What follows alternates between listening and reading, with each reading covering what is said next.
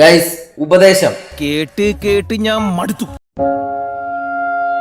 എല്ലാം കഴിഞ്ഞ് ആസ്വദിക്കാമെന്ന് കരുതിയാൽ ഒന്നുകിൽ ജീവിതം വാർദ്ധക്യം കൊണ്ടുപോകും, എന്തൊക്കെയാണ് നടക്കുന്നേ, അല്ലെങ്കിൽ മരണം.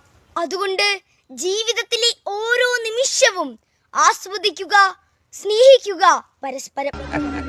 ശുഭദിനം. ഇവനാണവൻ ഷിബു. അല്ല, ഷിബുദിൻ എന്ന് ഇവൻ എല്ലാ റീൽസിലും പറയും. എന്തിന്റെ കുഞ്ഞാണോ ഇത്? ചിന്തിക്കുന്നതെല്ലാം പറയരുത്, എന്നാൽ പറയുന്നതെല്ലാം നല്ലപോലെ ചിന്തിച്ചിട്ട് മാത്രമാകണം. ഇവൻ നമ്മ വിചാരിച്ച പോലെ അല്ല കേട്ടാ, ആള് മിടുക്കനാണ്. മരക്കൊമ്പിൽ ഇരിക്കുന്ന പക്ഷി മരക്കൊമ്പ് പൊട്ടി വീഴുന്നതിന് ഭയക്കുന്നില്ല. കാരണം മരക്കൊമ്പിനെയല്ല, തന്റെ ചിറകുകളെയാണ് വിശ്വസിക്കുന്നത്. അതൊന്നും എനിക്കറിയാൻ മേല. ഇങ്ങനെ എന്തെങ്കിലുമൊക്കെ പറയുമ്പോഴേ എന്റെ മനസ്സിനൊരു സന്തോഷം ഉണ്ടാവുള്ളൂ. ഞാൻ എന്റെ സന്തോഷം നോക്കിയാ പോരെ. വിജയിക്കാൻ ഞാൻ എടുത്തിട്ടുള്ള തീരുമാനത്തിന് കരുത്തുണ്ടെങ്കിൽ പരാജയം ഒരിക്കലും എന്നെ പിന്തള്ളുകയില്ല. സംഗതി ഒരാളുടെ കല്യാണത്തിന് അയാളുടെ ഇഷ്ടം നോക്കണമെങ്കിലും മറ്റാളുടെ ഇഷ്ടം നോക്കിയില്ലെങ്കിലും ഒരു പ്രയാസാവാതിരിക്കാൻ നോക്കിച്ചു എന്ന് വെച്ച് ആർക്കെങ്കിലും വിരോധം ഉണ്ടെങ്കിലേ ഒരു പ്രശ്നം ഉണ്ടാവാതിരിക്കാനും തരുള്ളൂ. ഉള്ളതിൽ സന്തോഷിക്കാൻ കഴിഞ്ഞാൽ ഉള്ളു തുറന്ന് ചിരിക്കാനും സാധിക്കും. ഒന്ന് പാടാ ചള്ളു ചക്ക. അതൊക്കെ തന്റെ വീട്ടിലുള്ളവരെ പോയി വിളിച്ചാൽ മതിട്ടാ. ചള്ളു ചക്കാന്ന് കേട്ടാ.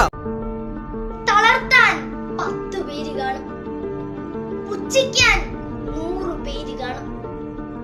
പക്ഷേ വിജയിക്കണമെന്ന് നമ്മൾ ഒരാൾ വിചാരിച്ചാൽ മതി.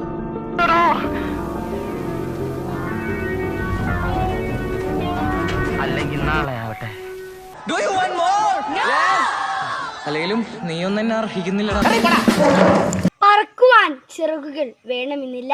എന്റെ ദൈവമേ, ഇവൻ ഇനി പോയില്ലേ? പറക്കുവാൻ ചിറകുകൾ വേണമെന്നില്ല, ഉള്ളിൽ ഒരു ആകാശം ഉണ്ടായാലും മതി. ചിലർ അങ്ങനെയാണ്, എത്ര ഊക്ക് കിട്ടിയാലും പഠിക്കത്തില്ല.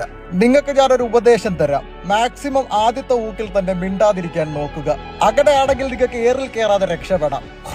ശുഭദിനം.